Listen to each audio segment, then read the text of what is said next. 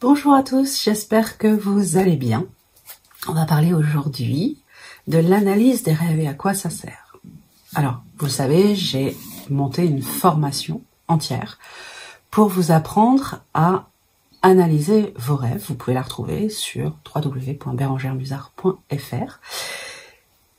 Pourquoi est-ce qu'on analyse ces rêves? Le rêve, c'est vraiment le siège de l'inconscient. C'est le siège des messages. C'est l'endroit où on retrouve nos êtres chers, par exemple, les personnes qui ont disparu, qui sont décédées et qui ont un message à nous donner. C'est un espace dans lequel elles peuvent venir vraiment pour nous parler, pour nous dire certaines choses. C'est un lieu aussi où on va pouvoir vider un trop-plein, vider trop d'angoisse, de stress de la journée. On va pouvoir peut-être analyser les choses différemment. Donc c'est aussi un espace qui permet un peu comme une soupape de sécurité, un peu comme la soupape de la cocotte minute. Et on va pas exploser, on va être accompagné par le rêve pour voilà trier les informations, libérer certaines émotions, etc. Donc les rêves nous permettent de travailler beaucoup. Et puis bien sûr, on va avoir des messages. On va avoir des rêves qui viennent de l'akasha, d'anciennes vies, parce qu'elles sont en lien avec ce que l'on vit en ce moment et vont nous apporter des informations peut-être intéressantes sur ce qu'on est en train de vivre. Les rêves vont nous apporter beaucoup d'informations. Alors évidemment, ce sont des informations qui souvent sont en symbolique.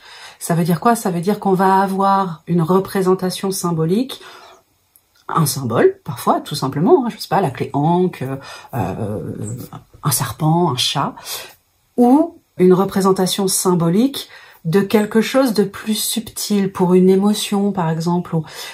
Quand on parle de symbolique, par exemple, on peut très bien savoir que on saigne beaucoup dans un rêve sans voir de sang. On peut très bien avoir quelqu'un qu'on connaît en sachant très bien que ce n'est pas la personne qu'on connaît, c'est un guide, par exemple.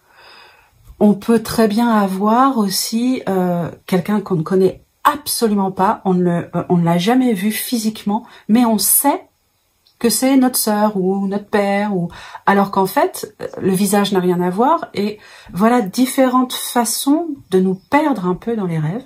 Évidemment, il y a des interprétations psychologiques, il y a des interprétations spirituelles, et puis il y a les interprétations personnelles. Le rêve, avant tout, il doit vous parler à vous. Racontez votre rêve à 5 personnes différentes. Si dedans, il y a un psychiatre, un alchimiste, un thérapeute spirituel et quelqu'un qui n'y connaît rien, puis vous allez avoir 5 interprétations complètement différentes. Du point de vue de la psychologie, du point de vue de l'alchimie, des éléments, des couleurs, etc. Du point de vue des messages, des guides, d'une symbolique quelconque, du point de vue de quelqu'un qui va le ramener à sa vie matérielle présente, ici et maintenant, par rapport à ce que lui peut vivre, ressentir, penser, et puis vous, par rapport à ce que vous vivez dans votre propre vie. Donc, une analyse de rêve, c'est vraiment personnel. Demandez à quelqu'un d'analyser vos rêves, c'est pas inutile, dans le sens où vous pouvez avoir un point de vue différent, et les points de vue multiples sont intéressants, mais il faut que ce point de vue vous parle. Il faut que ce soit percutant pour vous, comme un point de vue auquel vous n'auriez pas pensé, mais qui effectivement peut faire sens. Ok? Donc, c'est important de vous écouter et de noter vos rêves et d'analyser vos rêves de façon personnelle d'abord. D'abord, vous analysez, ensuite, vous demandez. Alors, il y a beaucoup de types de rêves, ce qui fait que parfois, certains rêves ne peuvent pas être analysés. C'est pas les cauchemars. Les cauchemars sont, pour moi, ce sont des rêves qu'on analyse aussi, même s'ils sont désagréables. Mais il y a, par exemple, les rêves que l'on fait dans la paralysie du sommeil sont pas des rêves que l'on analyse parce que finalement on est le jeu d'une entité à ce moment-là. Tout ce que j'appelle les rêves d'entité ne sont pas nécessaires à analyser parce que ce sont des rêves qui viennent puiser dans nos peurs, puisqu'il y en a une entité qui n'est pas forcément démoniaque, hein, mais qui va peut-être pas rester, qui est de passage et qui s'est dit tiens, je vais prendre un peu d'énergie ici. Et donc on a une entité qui vient appuyer sur des angoisses, des peurs des émotions négatives de façon à ce que vous puissiez déployer cette énergie pendant vos rêves et se nourrir de ces rêves-là. Donc ça n'a pas de cohérence, ça n'a pas d'intérêt, à moins de vous montrer quelles sont vos peurs et de pouvoir travailler dessus. En dehors de ça, l'analyse du rêve n'est pas nécessaire. Tous les autres rêves peuvent être analysés. Et c'est là que c'est intéressant en fait, parce que c'est pour moi un outil, un réel outil, qui va vous permettre d'évoluer, de grandir, d'avancer dans votre vie.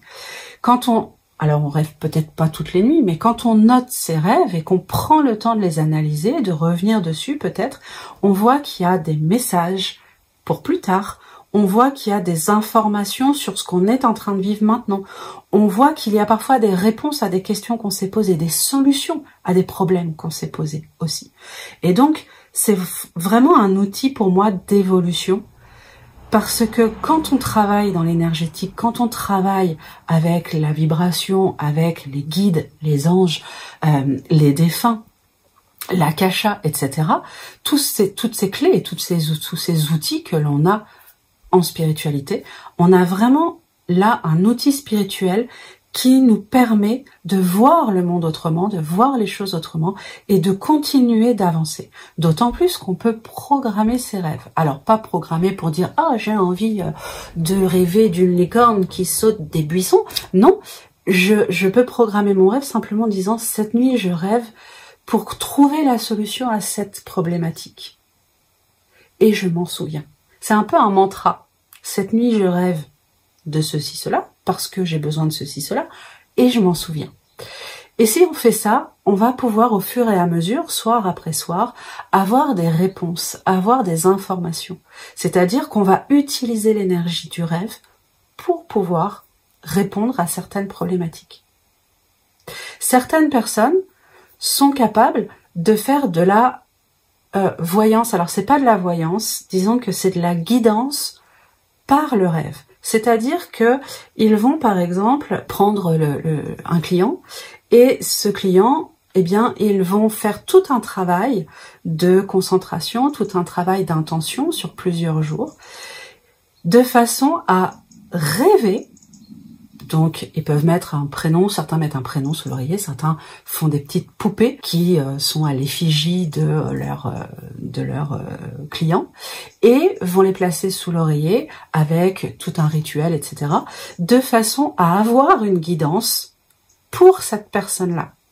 Et au réveil, noter tout ce qu'ils auront eu comme information, les mots, les images, les choses qui seront importantes pour cette personne, et ce sera une guidance complète pour un client qui aura été faite en rêve pendant la nuit. Certaines personnes sont vraiment très douées pour faire ça. Moi, je pratique pas ce type de guidance, personnellement, mais je sais que ça existe. Donc, vous voyez que le rêve peut vraiment être utilisé à diverses fins, aussi bien pour décompresser de nos angoisses que pour avoir des messages, mais ça peut aussi être un moyen que le subconscient, l'inconscient, ou que les énergies autour de nous, les guides, vont utiliser pour dire attention, il y a un problème. Parfois on rêve d'une maladie, parfois on rêve de quelque chose qui se passe au travail ou quelque chose qui se passe dans la famille et on comprend pas parce que on se dit ça n'a pas forcément de sens. Mais on sent qu'il y a quelque chose comme une catastrophe. Bon, eh bien à ce moment-là, c'est comme un avertissement. Attention, il va se passer quelque chose. C'est pas forcément catastrophique, mais le rêve va mettre le doigt sur un problème imminent, quelque chose qui peut arriver. Parfois, on a même les rêves prémonitoires qui nous donnent vraiment ce qui va se passer dans les jours, les semaines ou les mois à venir. Et ces rêves-là sont quand même assez perturbants. Surtout pour ceux qui le font. Moi, ça m'est arrivé d'en faire, mais pas tant que ça. Mais je connais les personnes qui font des rêves prémonitoires assez régulièrement et c'est très perturbant. Parce que la question derrière, c'est est-ce qu'on en parle, est-ce qu'on n'en parle pas, est-ce qu'on fait quelque chose, est-ce qu'on ne fait pas quelque chose. Et là, c'est au jugement de chacun et à la conscience de chacun de gérer ça. Voilà, je voulais vous parler du rêve aujourd'hui très succinctement. Vraiment, je vous invite à faire cette formation sur mon site qui est une formation autonome. Vous prenez le temps, on va regarder les différents rêves, même le rêve lucide, on va aussi regarder les différentes symboliques. une façon de pouvoir analyser vos rêves, de pouvoir aussi travailler avec vos rêves pour votre propre médiumnité ou pour les gens qui vous sont proches. En tout cas, n'hésitez pas à aller voir sur mon site www.berangeremusard.fr pour vous former à l'analyse des rêves et pouvoir profiter d'une connaissance supplémentaire et d'une médiumnité supplémentaire. Prenez bien soin de vous, je vous embrasse. À bientôt.